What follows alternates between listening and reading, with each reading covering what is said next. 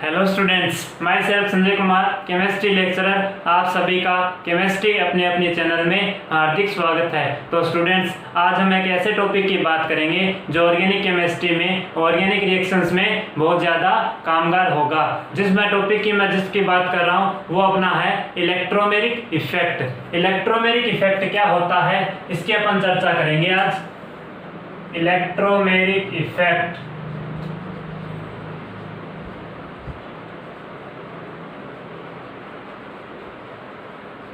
Organic reactions में अपने को इसी के आधार पर रिएक्शन कंप्लीट करवानी होती है। ये उसमें क्या करेगा, अपनी हेल्प करेगा। सबसे पहले बात आती है इलेक्ट्रोमेरिक इफेक्ट होता क्या है, इलेक्ट्रोमेरिक इफेक्ट कितने तरीके का होता है, वो कौन कौन से कंपाउंड है जिसमें अपने को इस इलेक्ट्रोमेरिक इफेक्ट के आधार पर उस रिएक्शंस को कंप्लीट करवाने के लिए इसमें हेल्प मिलती है, उसकी अपन चर्चा करेंगे। तो सबसे पहले बात आती है इलेक्ट्रोमेरिक इफेक्ट होता क्या है। इलेक्ट्रोमेरिक इफेक्ट की डेफिनेशन क्या है। डेफिनेशन क्या होता है इलेक्ट्रोमेरिक इफेक्ट। तो इलेक्ट्रोमेरिक इफेक्ट बोला जाता है किसी अभिकर्मक की उपस्थिति में, किसी अभिकर्मक की उपस्थिति में पाई इलेक्ट्रॉन युग्म का एक असंतृप्त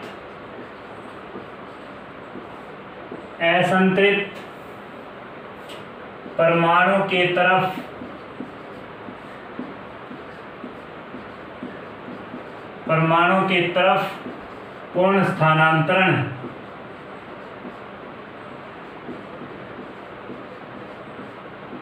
क्या कहलाता है, इलेक्ट्रोमेरिक इफेक्ट।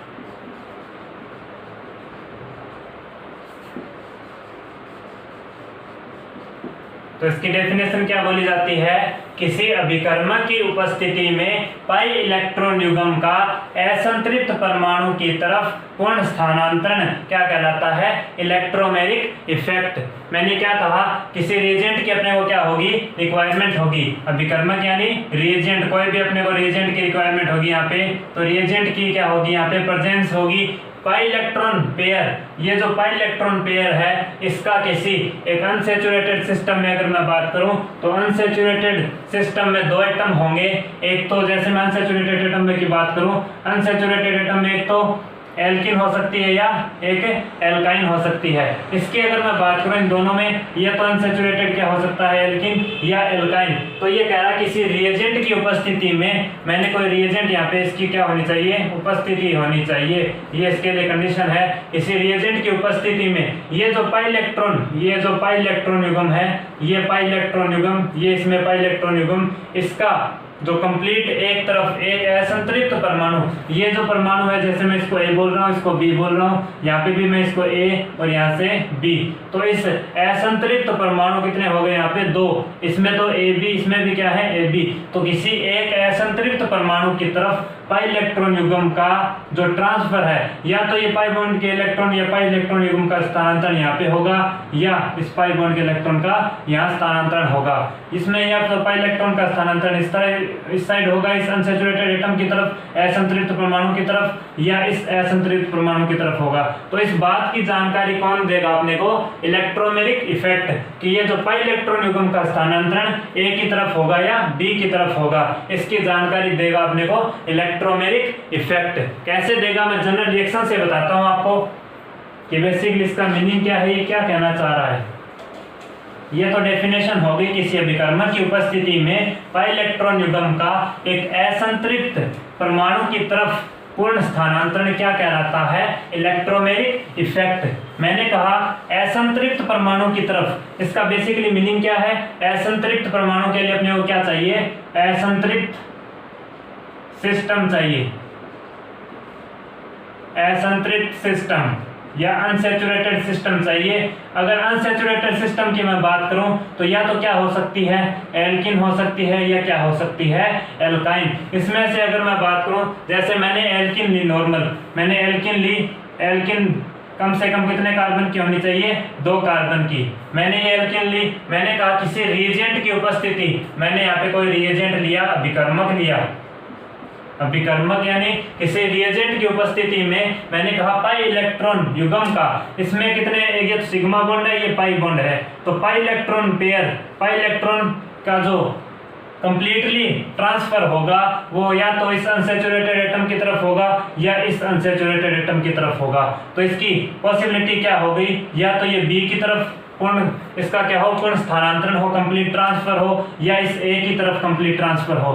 तो यहाँ पे पॉसिबिलिटी क्या है, मैं दोनों बता देता हूँ। या तो ए पे कैसा चार्ज आएगा, नेगेटिव चार्ज, और बी पर कैसा चार्ज आएगा, पॉजिटिव। या यहाँ पे पॉसिबिलिटी क्या हो सकती है, ए पर तो पॉजिटिव चार्ज आ सकता है और बी पर कैसा चार्ज आएगा, नेगेटिव चार्ज। तो 2 पॉसिबिलिटी हो गई इस रिएजेंट की उपस्थिति के आधार पर, या तो पाई इलेक्ट्रॉन युग्म का ट्रांसफर इधर होगा या इस अनसैचुरेटेड एटम की तरफ होगा। ये अपना अनसैचुरेटेड सिस्टम था, इसमें रिएजेंट की उपस्थिति में इस पाई इलेक्ट्रॉन का जो ट्रांसफर है ये इस रिएजेंट की प्रकृति पर डिपेंड कर रहा है, इस रिएजेंट की नेचर पर डिपेंड करेगा। रिएजेंट की नेचर क्या है, इस बात पर डिपेंड करेगा कि ये जो पाई इलेक्ट्रॉन का ट्रांसफर है ये ए की तरफ होगा या बी की तरफ होगा। यहाँ पे मैंने दोनों पॉसिबिलिटी बता दी। अब अगर मैं इस रिएक्शंस में से अगर इस रिएजेंट को हटा लूं, रिएजेंट रिमूव,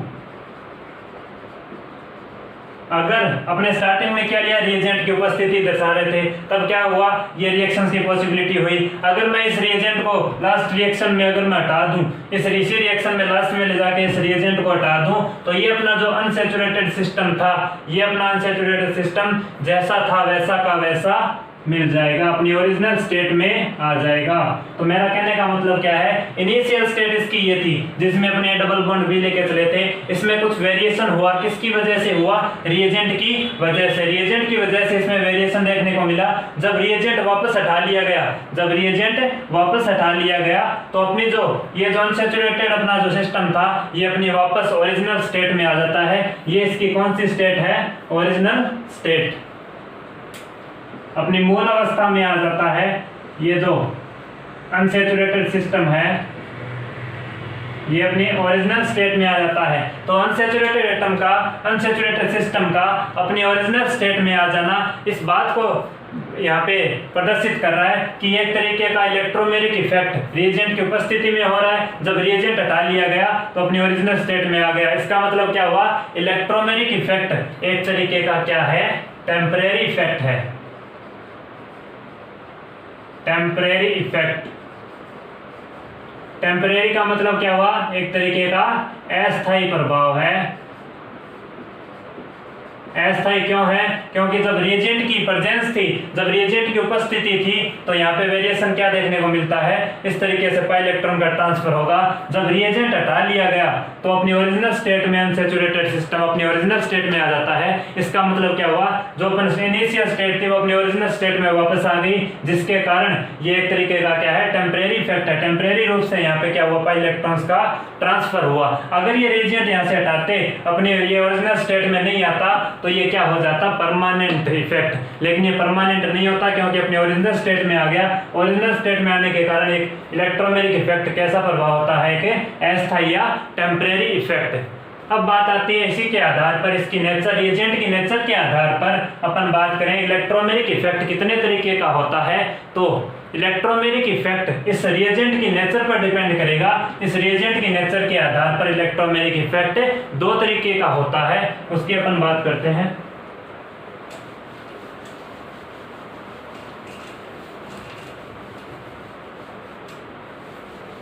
तो रिएजेंट अभिकर्मक की जो प्रकृति है उसके आधार पर, रिएजेंट की नेचर के आधार पर इलेक्ट्रोमेरिक इफेक्ट 2 तरीके का होता है। एक तो बोला जाता है प्लस इलेक्ट्रोमेरिक इफेक्ट, एक बोला जाता है माइनस इलेक्ट्रोफेरिक इफेक्ट। एक क्या बोला जाता है, इलेक्ट्रॉन रिलीजिंग इलेक्ट्रोमेरिक इफेक्ट, एक बोला जाता है इलेक्ट्रॉन विदड्रॉइंग इलेक्ट्रोमेरिक इफेक्ट। इनमें बेसिकली डिफरेंस क्या है उसकी मैं बात करने जा रहा हूँ। प्लस इलेक्ट्रोमेरिक इफेक्ट का यहाँ पे मीनिंग क्या है, इसमें जो पाई इलेक्ट्रॉन युग्म का पूर्ण स्थानांतरण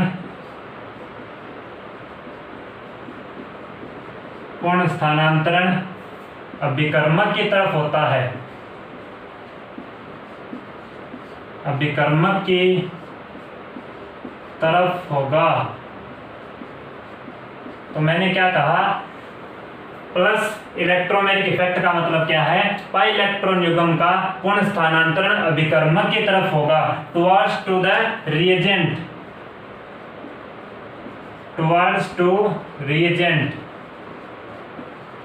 पाई इलेक्ट्रॉन युग्म का जो कंप्लीट ट्रांसफर है वो किसकी तरफ होगा, रिएजेंट की तरफ होगा। इसका बेसिकली मीनिंग क्या है, कंपैरेटिवली अपन बात करेंगे। इसमें यह बोला जाता है पाई इलेक्ट्रॉन युग्म का पूर्ण स्थानांतरण अभिकर्मक की तरफ होगा, और इस जो इलेक्ट्रॉन विथड्रॉइंग इलेक्ट्रोमैग्नेटिक इफेक्ट है इसमें बोला जाता है पाई इलेक्ट्रॉन युग्म का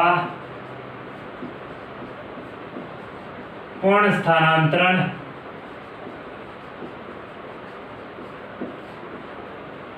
अभिकर्मक से दूर होगा, अभिकर्मक से दूर होगा। तो इसमें क्या था, पाई इलेक्ट्रॉन युग्म का पूर्ण स्थानांतरण अभिकर्मक की तरफ था, और इसमें क्या है, पाई इलेक्ट्रॉन युग्म का पूर्ण स्थानांतरण अभिकर्मक से दूर। दूर का मतलब क्या हो गया है, अवे फ्रॉम रिएजेंट। अभिकर्मक से क्या हो गया, दूर हो गया। दूर होने का यहाँ पे बेसिकली मीनिंग क्या है उसकी मैं बात कर रहा हूँ। तो दूर होने का मतलब क्या है, मैंने कहा जैसे एग्जांपल से समझा रहा हूँ इस बात को मैं। जैसे कोई मैंने एग्जांपल लिया, जैसे CH2, ये मैंने नॉर्मल एल्किन ली। इस पर अगर मैं किसी रिएजेंट की बात करूं तो एक तो इलेक्ट्रोफाइल होता है रिएजेंट, एक होता है न्यूक्लियोफाइल रिएजेंट। तो इसकी जगह रिएजेंट की जगह मैं क्या काम में ले रहा हूं, एज ए रिएजेंट यहाँ पे क्या काम में ले रहा हूं, इलेक्ट्रोफाइल। तो इलेक्ट्रोफाइल क्या करेगा, ध्यान से देखिएगा, इस रिएजेंट की उपस्थिति में पाई इलेक्ट्रॉन युग्म का जो ट्रांसफर होगा, कंप्लीट ट्रांसफर, वो किसकी तरफ होगा, अभिकर्मक की तरफ। अभिकर्मक की तरफ यहाँ पे होने का मतलब क्या है, अगर ये पाई बॉन्ड के इलेक्ट्रॉन, अगर ये पाई इलेक्ट्रॉन युग्म इसकी तरफ, इस कार्बन की तरफ शिफ्ट हो जाएं, तो मैंने कहा ये कहाँ होगा, ये पाई इलेक्ट्रॉन युग्म का ट्रांसफर कहाँ होगा, जहाँ पे रिएजेंट, ये जो अपना इलेक्ट्रोफाइल है, ये यहाँ पे क्या होगा, जुड़ेगा। तो मैंने कहा पाई इलेक्ट्रॉन युग्म का ट्रांसफर किसकी तरफ होता है, रिएजेंट की तरफ। रिएजेंट यहाँ पे क्या है, अपना इलेक्ट्रोफाइल। तो जहां पर इलेक्ट्रोफाइल जुड़ेगा वहां पर पाई इलेक्ट्रॉन युग्म का क्या होगा, ट्रांसफर होगा, कंप्लीट ट्रांसफर होगा। तो इसमें ये यहाँ पे क्या हो रहा है, प्लस इलेक्ट्रोमैग्नेटिक इफेक्ट का क्या है, ये एग्जांपल है। इसी तरीके से इसमें मैं बात करूं माइनस ई क्या होता है, माइनस इलेक्ट्रोफेरिक इफेक्ट क्या होता है, इसमें ऐसे बोला जाता है अवे फ्रॉम रिएजेंट, अभिकर्मक से दूर क्या होगा, पाई इलेक्ट्रॉन युग्म का ट्रांसफर होगा। तो अभिकर्मक से दूर होने का यहाँ पे बेसिकली मीनिंग क्या है उसकी मैं बात कर रहा हूँ। जैसे मैंने एक एग्जाम्पल लिया, यहाँ पे मैं रिएजेंट काम में ले रहा हूँ, यहाँ पे क्या है, माइनस ई का मतलब यहाँ पे कोई ऐसा रिएजेंट, जैसे मैंने यहाँ पे क्या काम में लिया, nucleophile. Nucleophile as a reagent यहाँ पे काम कर रहा है। तो ये न्यूक्लियोफाइल मैंने कहा पाई इलेक्ट्रॉन युग्म का अभिकर्मक से दूर, अवे फ्रॉम रिएजेंट क्या होगा, कंप्लीट ट्रांसफर होगा। अवे फ्रॉम का मतलब क्या है, इस कार्बन और ऑक्सीजन में विद्युत ऋणता ऑक्सीजन की ज्यादा है, तो पाई इलेक्ट्रॉन युग्म का ट्रांसफर ऑक्सीजन की तरफ होगा। यहाँ पे पॉजिटिव चार्ज आएगा तो ये न्यूक्लियोफाइल यहाँ पे अटैक करेगा। तो मैंने कहा पाई इलेक्ट्रॉन युग्म का पूर्ण स्थानांतरण अभिकर्मक से दूर, जहां पर ये अभिकर्मक जुड़ेगा, जिस कार्बन पर अभिकर्मक जुड़ रहा है उससे क्या होगा, दूर। इससे दूर ही तो हो रहा है ये, इससे दूर पाई इलेक्ट्रॉन युग्म का क्या होता है, ट्रांसफर होता है। तो पाई इलेक्ट्रॉन युग्म का कंप्लीटली ट्रांसफर किधर हो गया, इस रिएजेंट से दूर की तरफ। तो दूर हुआ, इसका मतलब कौन सा इफेक्ट है, ये माइनस ई।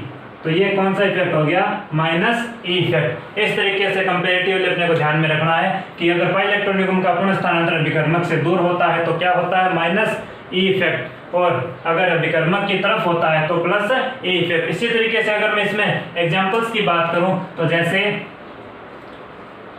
ये नाइट्राइल ग्रुप, इस पर अगर मैं जैसे न्यूक्लियोफाइल की रिएक्शन करवा रहा हूं तो इलेक्ट्रोमैग्नेटिक इफेक्ट यहाँ पे कौन सा लगेगा, एज ए रिएजेंट क्या है, न्यूक्लियोफाइल। तो मैंने कहा जब पाई इलेक्ट्रॉन युग्म का स्थानांतरण अभिकर्मक से क्या हो, दूर हो। अभिकर्मक से दूर होने का मतलब ये जो न्यूक्लियोफाइल है ये यहाँ पे जुड़ेगा इस कार्बन पर। तो जिस कार्बन पर ये न्यूक्लियोफाइल जुड़ रहा है उस कार्बन पे रिएजेंट से दूर क्या होगा, इन पाई इलेक्ट्रॉन युग्म का क्या होगा, ट्रांसफर होगा। कंप्लीट ट्रांसफर का होगा जहां से रिएजेंट जुड़ रहा है उससे थोड़ा दूर, तो दूर होने का मतलब तो नाइट्रोजन की तरफ क्या होंगे, इलेक्ट्रॉन शिफ्ट होंगे। इसी को क्या बोला जाता है, इलेक्ट्रोमैग्नेटिक इफेक्ट के आधार पर क्या चेक करना कि इलेक्ट्रॉन कंप्लीटली ट्रांसफर कौन से एटम की तरफ होंगे, कैसे होंगे, उसके आधार पर ये दो तरीके का होता है, प्लस इलेक्ट्रोमैग्नेटिक और माइनस इलेक्ट्रोमैग्नेटिक इफेक्ट। अब हम क्या देखेंगे, इलेक्ट्रोमैग्नेटिक इफेक्ट के आधार पर जो डिस्प्लेसमेंट हो रहा है, ये जो इलेक्ट्रॉन्स का जो डिस्प्लेसमेंट हो रहा है किस अनसैचुरेटेड एटम की तरफ होगा, इसकी जानकारी अपने किसके अभिकर्मक की प्रकृति पर निर्भर कर रहा था। अब अपन चेक करेंगे ये जो इलेक्ट्रॉन्स का ट्रांसफर हो रहा है ये इसकी डायरेक्शन क्या होगी, इसकी डायरेक्शन इलेक्ट्रोमैग्नेटिक इफेक्ट से कैसे देखी जाती है उसकी अपन बात करेंगे। तो जो डिस्प्लेसमेंट हो रहा है, इलेक्ट्रॉन्स का जो ट्रांसफर हो रहा है उसकी डायरेक्शन का इलेक्ट्रोमैग्नेटिक इफेक्ट से कैसे देखा जाता है उसकी अपन बात करेंगे।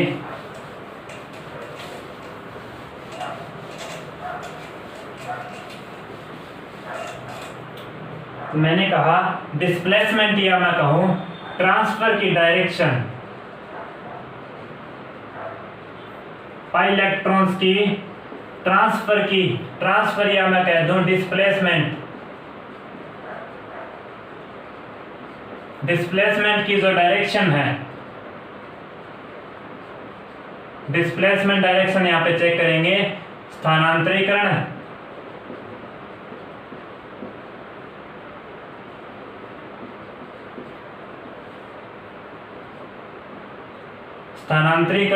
दिशात्मक स्थानांतरीकरण बोल देते हैं इसको, दिशात्मक स्थानांतरीकरण किसके आधार पर चेक करेंगे, इलेक्ट्रोमैग्नेटिक इफेक्ट।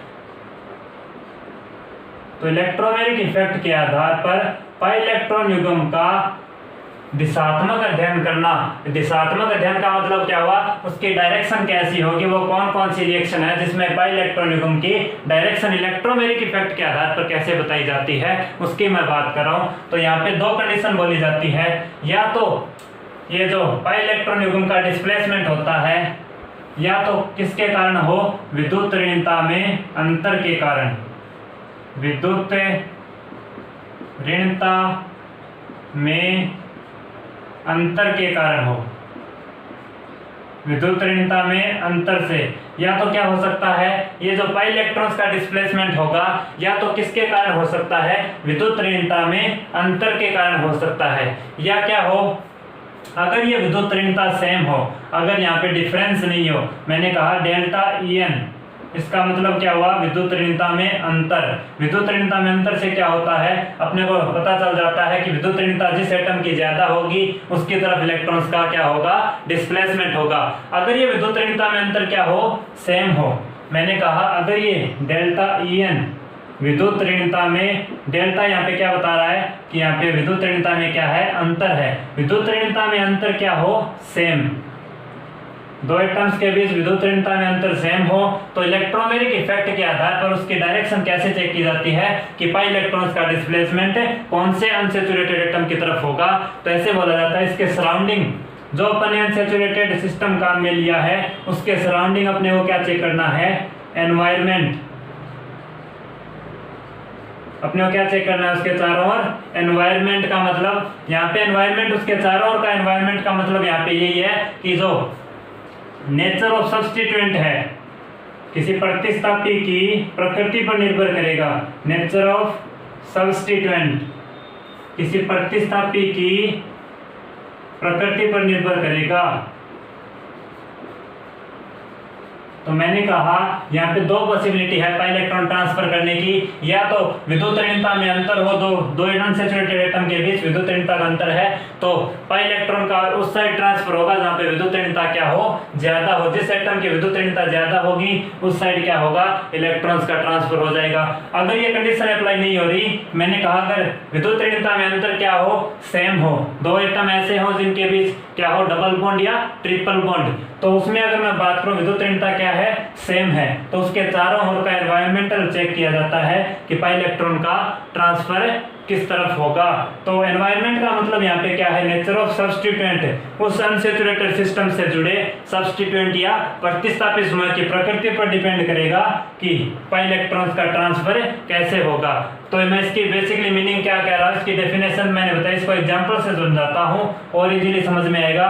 मैंने कहा विद्युत ऋणता में अगर अंतर हो, विद्युत ऋणता जैसे मैंने बात की ए डबल बॉन्ड बी को अनसैचुरेटेड सिस्टम लिया मैंने कहा ये जो दिशात्मक स्थानांतरण है इसकी डायरेक्शन अपन कैसे चेक कर सकते हैं, या तो विद्युत ऋणता में अंतर से। विद्युत ऋणता की अगर मैं बात करूं तो मैंने कंडीशन लगाई ए की विद्युत ऋणता बी से ज्यादा है और एक बार मैंने कहा बी की विद्युत ऋणता ए से ज्यादा है। मैंने एक बार तो कहा इस ए की विद्युत ऋणता ज्यादा है, एक बार कहा इस बी की विद्युत ऋणता ज्यादा है। तो इलेक्ट्रॉन्स का जो ट्रांसफर होगा, अगर ए की विद्युत ऋणता ज्यादा है तो ये जो पाई इलेक्ट्रॉन का कंप्लीट ट्रांसफर किसकी तरफ होगा, जिस अनसैचुरेटेड एटम की विद्युत ऋणता क्या है, ज्यादा है। तो जिस एटम की विद्युत ऋणता ज्यादा है उसकी तरफ इलेक्ट्रॉन्स का क्या होगा, डिस्प्लेसमेंट होगा। तो ये अपने को ध्यान में रखना है। तो ये जो पाई इलेक्ट्रॉन्स का ट्रांसफर किसकी तरफ होगा, इस कंडीशन में ए की तरफ। इसी तरीके से अगर मैं बात करूं बी की विद्युत ऋणता अगर ज्यादा है तो पाई इलेक्ट्रॉन युग्म का ट्रांसफर किसकी तरफ होगा, इससे बी की तरफ। किसकी तरफ हो रहा है, यहाँ पे इस बी की तरफ पाई इलेक्ट्रॉन्स का क्या हो रहा है, डिस्प्लेसमेंट हो रहा है, क्योंकि यहाँ पे बी की इस कंडीशन के अकॉर्डिंग बी की विद्युत ऋणता ज्यादा है। तो इस बात पर डिपेंड कर रही है कि विद्युत ऋणता में अंतर होना चाहिए। जिस एटम की विद्युत ऋणता ज्यादा है उसी की तरफ पाई इलेक्ट्रॉन युग्म का क्या होगा, कंप्लीट ट्रांसफर। ये तो अपनी बात हो गई फर्स्ट केस की, जिसमें दिशात्मक अपन डिस्प्लेसमेंट डायरेक्शन किसके आधार पर चेक की, विद्युत ऋणता अधिक विद्युत ऋण परमाणु के आधार पर। अगर ये कंडीशन अप्लाई नहीं हो, अगर ये कंडीशन अप्लाई नहीं हो, जैसे विद्युत ऋणता में अंतर क्या हो, सेम हो, तो नेचर ऑफ सब्स्टिट्यूएंट पर कैसे डिपेंड करेगा, इसको अपन एग्जांपल से समझते हैं और इजीली समझ में आएगा।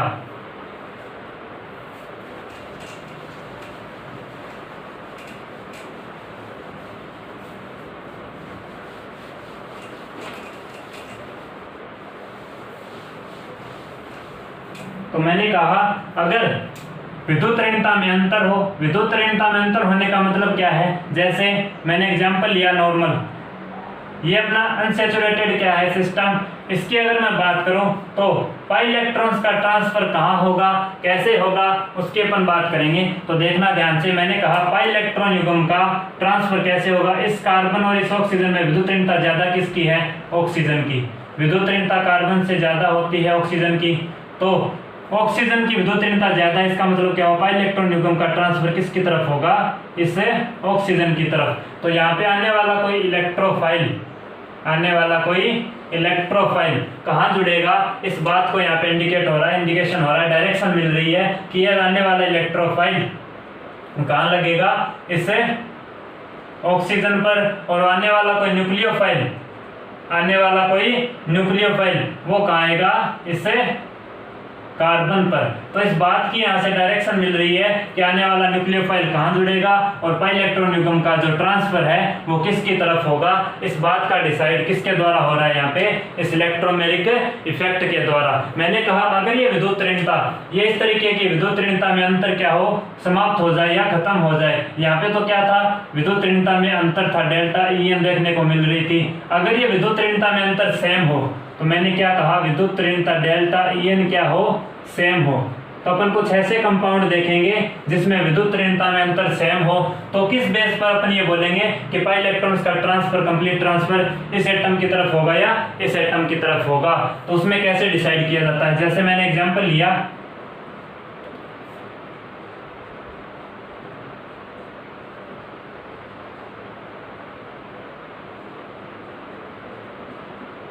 मैंने ये कॉमन एग्जांपल लिया। मैंने कहा अनसैचुरेटेड एटम जो लिया गया है, अगर उसकी अनसैचुरेटेड सिस्टम की मैं बात करूं तो यहाँ पे विद्युत ऋणता, यहाँ पे भी कार्बन है, यहाँ पे भी कार्बन है, दोनों के बीच क्या है, डबल बॉन्ड। तो इस अनसैचुरेटेड एटम में डेल्टा EN क्या है, सेम, क्योंकि दोनों कार्बन है तो विद्युत ऋणता में अंतर क्या है, इस अनसैचुरेटेड सिस्टम में सेम है। अब ये कैसे पता लगेगा कि इस पाई बॉन्ड के इलेक्ट्रॉन इस वाले कार्बन पर आएंगे या कंप्लीटली इस कार्बन पर आएंगे। तो मैंने कहा जब विद्युत ऋणता में अंतर सेम हो तो क्या चेक किया जाता है, एनवायरनमेंट। एनवायरनमेंट का मतलब क्या होगा, प्रतिस्थापित समूह है, प्रतिस्थापित समूह की प्रकृति देखी जाती है, प्रतिस्थापित समूह की प्रकृति चेक की जाती है, nature of substituent, nature of substituent जुड़े हुए हैं, उस एनवायरमेंट को चेक किया जाता है, उसकी प्रकृति चेक की जाती है कि वो कौन सा इफेक्ट देगा।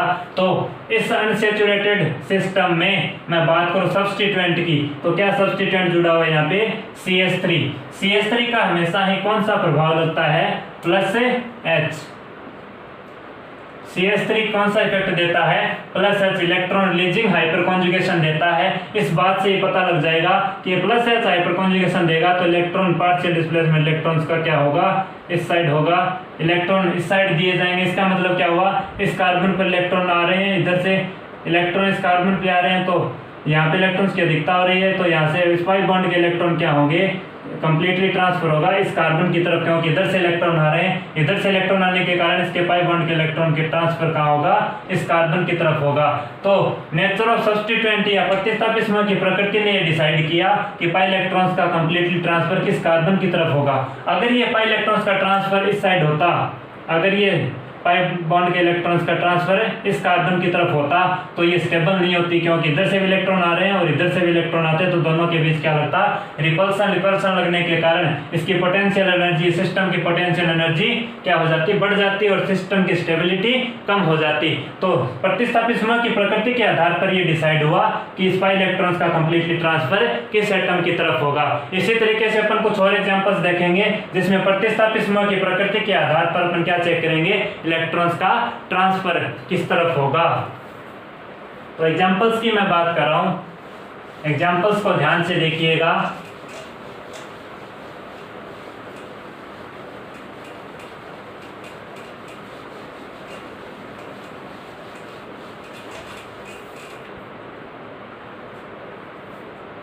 जैसे एग्जाम्पल की मैं बात कर रहा हूं, एग्जाम्पल लिया मैंने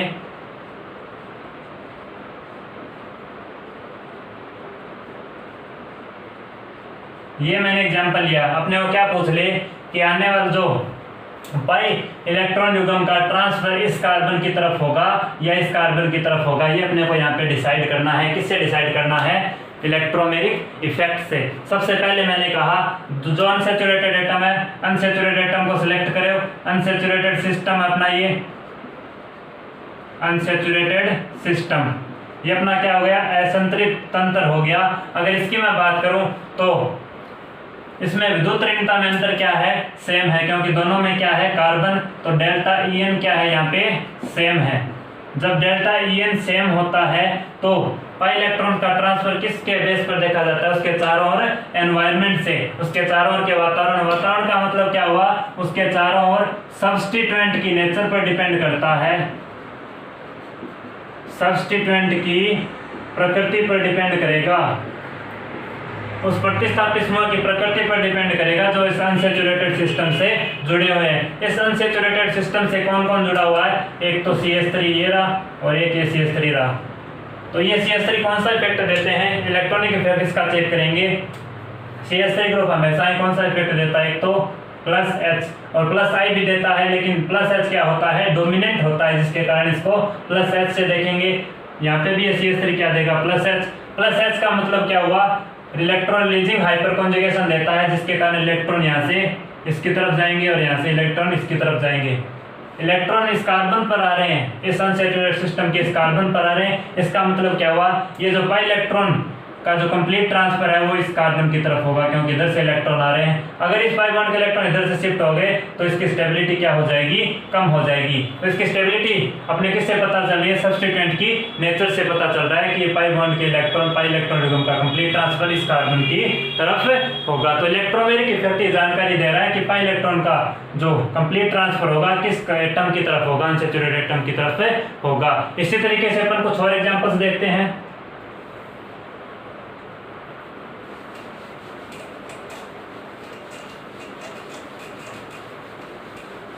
जैसे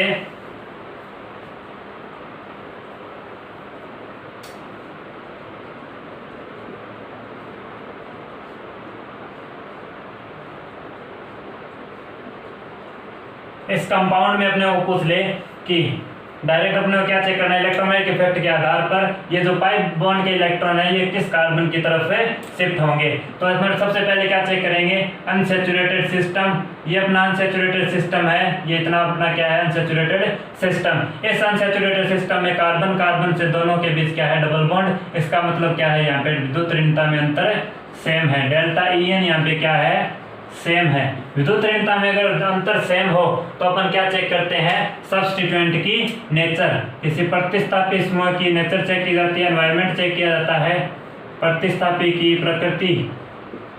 तो इस अनसैचुरेटेड सिस्टम से जुड़े, इसे अनसैचुरेटेड सिस्टम से जुड़े हुए जो सब्स्टिट्यूएंट है उसकी प्रकृति पर डिपेंड करेगा कि पाई इलेक्ट्रॉन कहाँ शिफ्ट होंगे।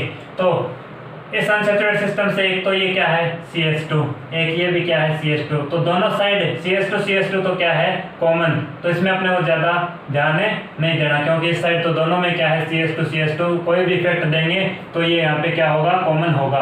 अब बात की जाती है डिफरेंट क्या है, यहाँ पे तो Me है इस कार्बन पर और इस कार्बन पर कुछ भी नहीं है, इसका मतलब क्या हुआ Me का कौन सा इफेक्ट लग रहा है यहाँ पे +H या electron releasing hyperconjugation. Electron releasing का मतलब ये इलेक्ट्रॉन इस कार्बन की तरफ जा रहे हैं, अगर इलेक्ट्रॉन इस कार्बन की तरफ आ रहे हैं इसका मतलब पाई बॉन्ड के इलेक्ट्रॉन यहाँ शिफ्ट होंगे। तो इलेक्ट्रोमैग्नेटिक इफेक्ट के आधार पर, एक सब्स्टिट्यूएंट की नेचर के आधार पर अपने क्या चेक किया कि पाई इलेक्ट्रॉन्स का जो कंप्लीट ट्रांसफर होगा वो किस एटम की तरफ होगा, किस अनसैचुरेटेड एटम की तरफ होगा, इसकी जानकारी कौन देता अपने को, इलेक्ट्रोमैग्नेटिक इफेक्ट। इसी के आधार पर अगर मैं बात करूं कुछ और एग्जांपल्स की, जैसे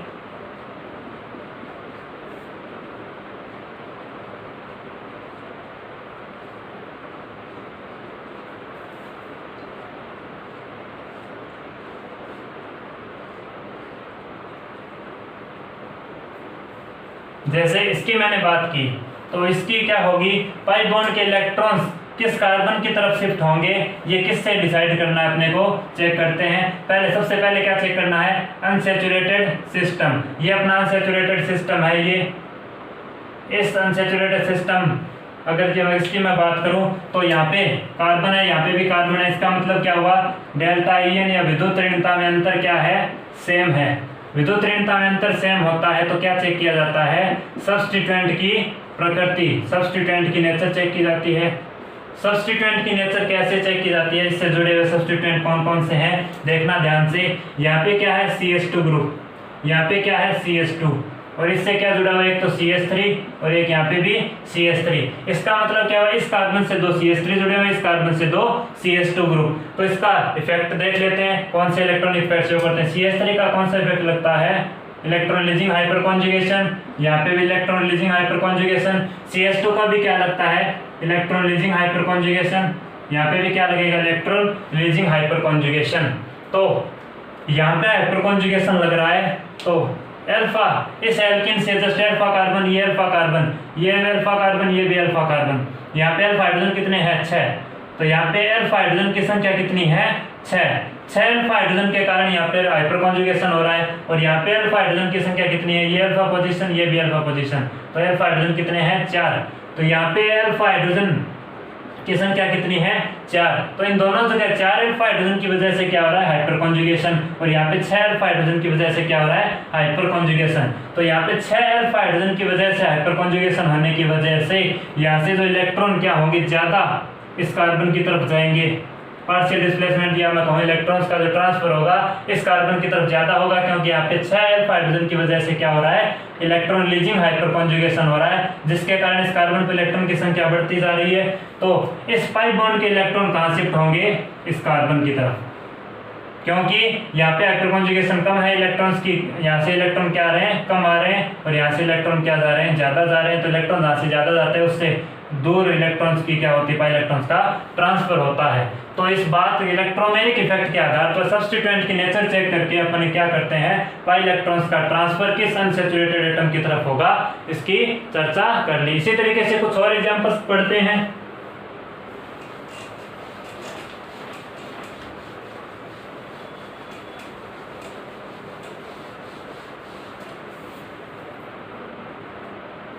जैसे एग्जांपल्स की मैं बात कर रहा हूं,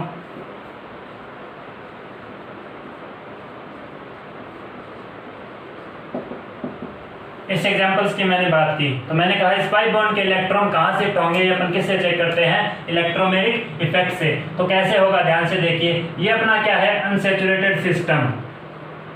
ये क्या है, अनसैचुरेटेड सिस्टम।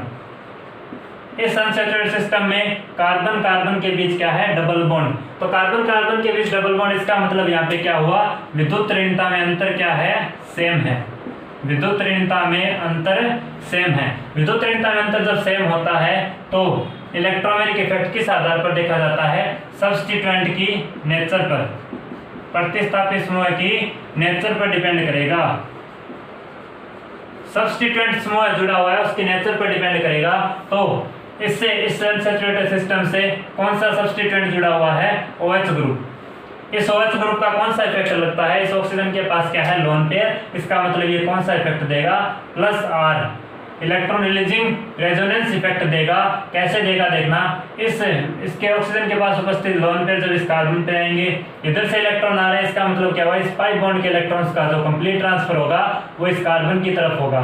तो सब्स्टिट्यूएंट की नेचर ने डिसाइड किया कि पाई इलेक्ट्रॉन्स का कंप्लीट ट्रांसफर किस अनसैचुरेटेड एटम की तरफ होगा। तो अपन इस तरीके से जो सब्स्टिट्यूएंट की नेचर है उसके आधार पर अपन चेक कर लेते हैं पाई इलेक्ट्रॉन्स का ट्रांसफर किस एटम की तरफ होगा। इसी तरीके से मैं कुछ और एग्जांपल्स की बात करूं, जैसे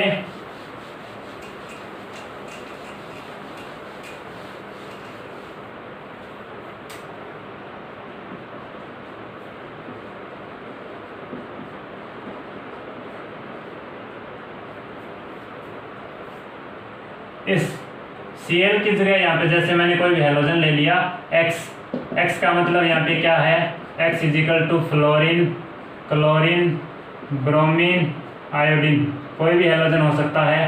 तो अगर इसकी मैं बात करूं तो पाई इलेक्ट्रॉन्स का ट्रांसफर इस साइड होगा, इस अनसैचुरेटेड एटम पर होगा या इस पर होगा, ये कैसे डिसाइड किया जाएगा। सबसे पहले क्या चेक करना है, unsaturated system. Unsaturated system select कर लिया, कार्बन कार्बन है, इसका मतलब क्या हुआ, ΔEn। विद्युत ऋणता में अंतर क्या है, सेम है। विद्युत ऋणता में अंतर जब सेम हो तो इलेक्ट्रोमैग्नेटिक इफेक्ट किस आधार पर देखा जाता है, प्रतिस्थापी समूह की प्रकृति पर। प्रतिस्थापी समूह की प्रकृति पर डिपेंड करता है। प्रतिस्थापी समूह की प्रकृति का मतलब क्या हुआ, इस अनसैचुरेटेड सिस्टम से जुड़ा हुआ जो सब्स्टिट्यूएंट है वो क्या है, अपना हेलोजन। हेलोजन्स की जब बात आती है, अपने वो हेलोजन में मैंने एक बात बोली थी, अपने इसकी एबनॉर्मलिटी पढ़ी थी। एबनॉर्मलिटी इसका सामान्य व्यवहार पढ़ा था, जिसमें अपने क्या देखा, हेलोजन की जब भी बात आती है, हेलोजन की जब रिएक्टिविटी या क्रियाशीलता की बात आती है, हेलोजन किसी कंपाउंड से अगर जुड़ा हुआ है, जब अपन क्या देख रहे हैं, रिएक्टिविटी या उसकी क्रियाशीलता, तो उसमें क्या बोला जाता है, -I effect. -I effect dominant होता है +R से। ये अपने एबनॉर्मलिटी पढ़ ली थी कि जब भी क्रियाशीलता की बात होती है हेलोजन में, जिस कंपाउंड से जुड़ा हुआ है हेलोजन, उसमें अपने क्या चेक किया जाता है, जब भी क्रियाशीलता की बात की जाती है तो -I डोमिनेंट होता है +R पर। तो यहाँ पे अपन क्रियाशीलता की बात नहीं कर रहे, इसका मतलब ये अपना यहाँ पे फॉलो नहीं होगा। अपन किसकी बात कर रहे हैं, इस पाई इलेक्ट्रॉन युग्म के कंप्लीट ट्रांसफर होने की, इसकी डायरेक्शन चेक कर रहे हैं। डायरेक्शन जब भी चेक की जाती है, मैंने कहा डायरेक्टिव इन्फ्लुएंस। डायरेक्टिव इन्फ्लुएंस का मतलब इसकी दिशा चेक करनी है। डायरेक्टिव इन्फ्लुएंस, जब भी हेलोजन में किसी भी कंपाउंड के साथ हेलोजन जुड़ा हुआ है तो डायरेक्टिव इन्फ्लुएंस की बात की जाती है, या उसकी दिशात्मक, उसका अपने को क्या चेक करना है कि यहाँ पे इस एल्किन के साथ क्या जुड़ा हुआ है, हेलोजन। इसका मतलब ये एल्किन किसकी तरह यहाँ पे बिहेव कर रही है, एज ए न्यूक्लियोफाइल। तो यहाँ पे कोई भी अगर इलेक्ट्रोफाइल आएगा, इस पर कोई इलेक्ट्रोफाइल आएगा, तो इसकी रिएक्टिविटी पर तो क्या होगा, -I डोमिनेंट होगा +R पर। अपने को इसको चेक नहीं करना, यहाँ पे अपन क्या चेक करें, इस पाई इलेक्ट्रॉन्स का ट्रांसफर, कंप्लीट ट्रांसफर, या इसकी मैं किसकी बात कर रहा हूँ, डायरेक्टिव इन्फ्लुएंस। आने वाला इलेक्ट्रोफाइल इस कार्बन पर जुड़ेगा या इस कार्बन पर जुड़ेगा, इसकी जानकारी अपने को कौन देगा, R डोमिनेंट होता है माइनस I से। तो ये अपने को ध्यान में रखना है कि यहाँ पे किसकी बात हो रही है, ये जो अपने इलेक्ट्रोमैग्नेटिक इफेक्ट के आधार पर डायरेक्टिव इन्फ्लुएंस या डायरेक्शन की बात कर रहे हैं, तो अपने को क्या मानना है, प्लस R डोमिनेंट होता है माइनस I से। तो हैलोजन का यहाँ पे क्या लगेगा, ये जो आने वाला इलेक्ट्रोफाइल ये या तो इस कार्बन पर जुड़ेगा या इस कार्बन पर जुड़ेगा। इसकी जानकारी अपने को कौन देगा, इस हैलोजन का प्लस R इफेक्ट। तो यहाँ पे हैलोजन का कौन सा इफेक्ट लगेगा, प्लस R डोमिनेंट होता है माइनस I पर। तो प्लस R डोमिनेंट होने की वजह से इसके पास जो लोन पेयर है ये इस कार्बन की तरफ जाएंगे और पाई बॉन्ड के इलेक्ट्रॉन इस तरफ शिफ्ट होंगे। यहाँ पे अगर इलेक्ट्रॉन शिफ्ट हो गए इसका मतलब यहाँ पे नेगेटिव चार्ज आएगा। नेगेटिव चार्ज आने से आने वाला जो इलेक्ट्रोफाइल है, आने वाला इलेक्ट्रोफाइल है वो क्या होगा, इस न्यूक्लियोफाइल पर, ये जो न्यूक्लियोफाइल है ये न्यूक्लियोफिलिक स्पीसी है, आने वाला इलेक्ट्रोफाइल अब कहाँ जुड़ेगा, इस कार्बन पर जुड़ेगा। इसकी डायरेक्शन चेक हो गई, या मैं कहूँ इलेक्ट्रोमैग्नेटिक से अपने चेक कर लिया कि प्लस R लगेगा हैलोजन का, तो यहाँ पे हैलोजन जुड़ेगा, इसकी पाई इलेक्ट्रॉन्स का कंप्लीट ट्रांसफर इस कार्बन की तरफ होगा। तो आने वाला इलेक्ट्रोफाइल इसके थ्रू तो यहाँ पे जुड़ेगा, यहाँ पे इस कार्बन पर नहीं जुड़ेगा। तो ये अपना वे क्या है, गलत है। इस तरीके से इलेक्ट्रोमैग्नेटिक इफेक्ट के आधार पर अपने को चेक करना है कि कहाँ पर आने वाला इलेक्ट्रोफाइल, उसकी डायरेक्शन कैसे चेक की जाती है, उसी पर बेस्ड पाई इलेक्ट्रॉन्स का क्या होगा, कंप्लीट ट्रांसफर। इसी तरीके से कुछ और एग्जांपल्स की बात करते हैं।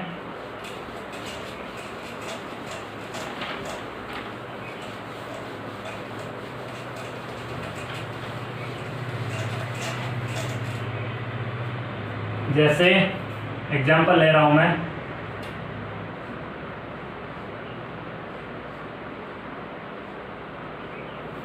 इसी तरीके से जैसे एग्जांपल की बात करूं तो इस ऑक्सीजन की जगह अगर मैं नाइट्रोजन भी काम में ले सकता हूं।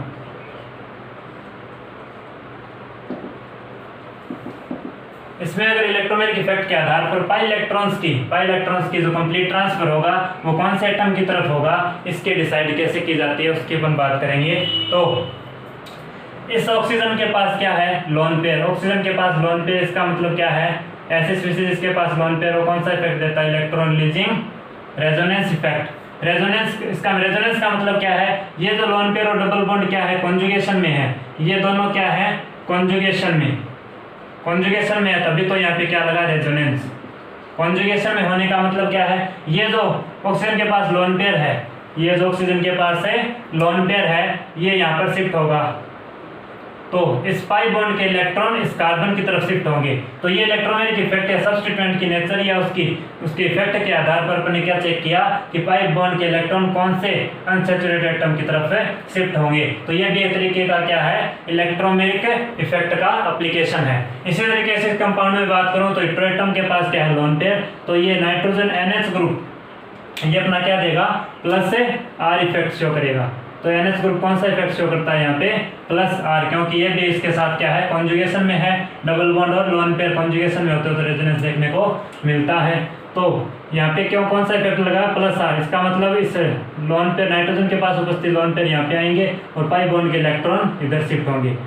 तो ये इस बात की जानकारी ले रहा है कि सब्स्टिट्यूएंट की प्रकृति के आधार पर पाई इलेक्ट्रॉन्स का कंप्लीट ट्रांसफर किस एटम की तरफ होगा।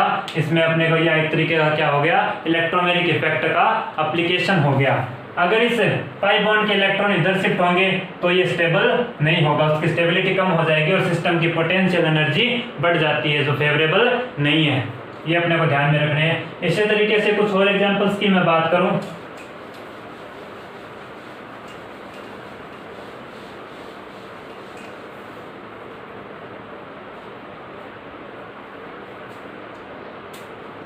जैसे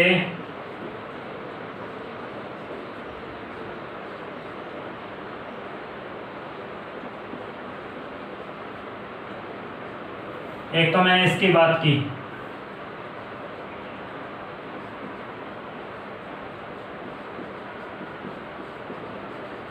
इस कंपाउंड में अपने को क्या पूछ रहे, ये जो अनसैचुरेटेड सिस्टम है इसमें पाई इलेक्ट्रॉन्स का जो कंप्लीट ट्रांसफर होगा इस एटम की तरफ होगा या इस एटम की तरफ या इस एटम की तरफ होगा या इस एटम की तरफ। तो अपन क्या चेक करेंगे, सबसे पहले ये अपना क्या है, अनसैचुरेटेड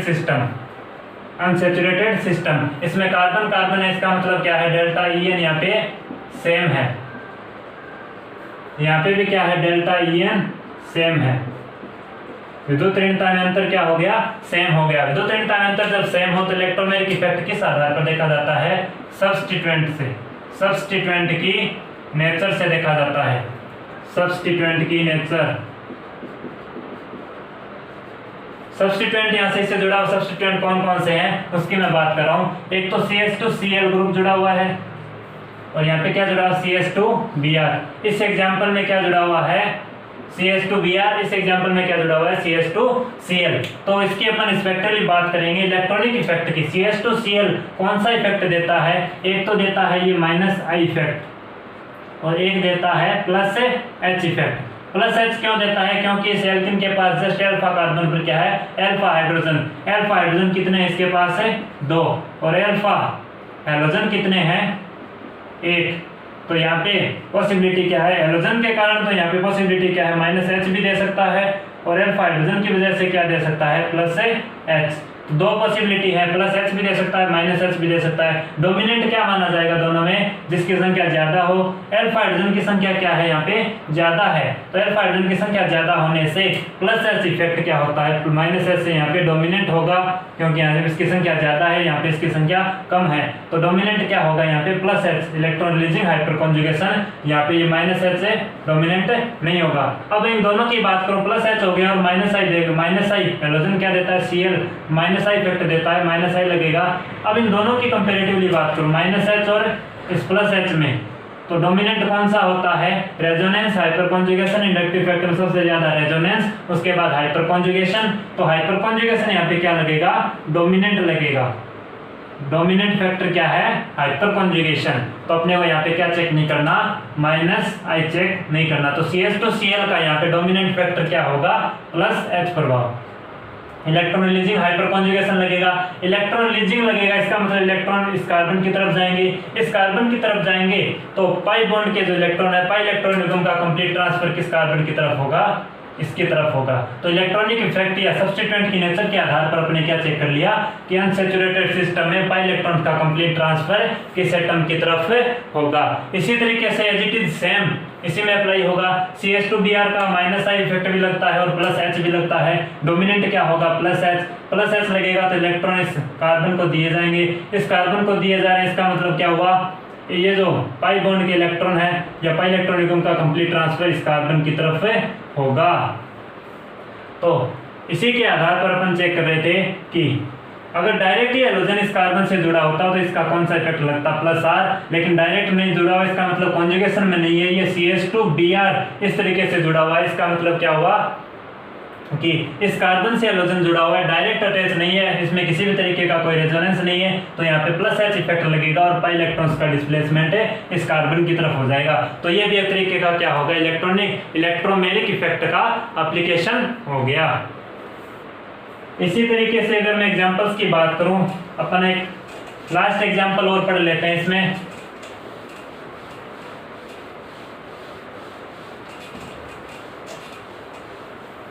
जिससे कि और क्लियर हो जाएगा। तो लास्ट एग्जांपल पढ़ रहे हैं, देखना ध्यान से।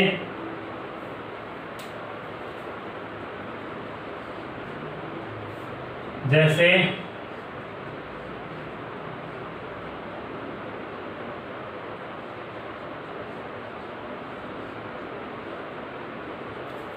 एक तो मैंने ये एग्जांपल ले लिया,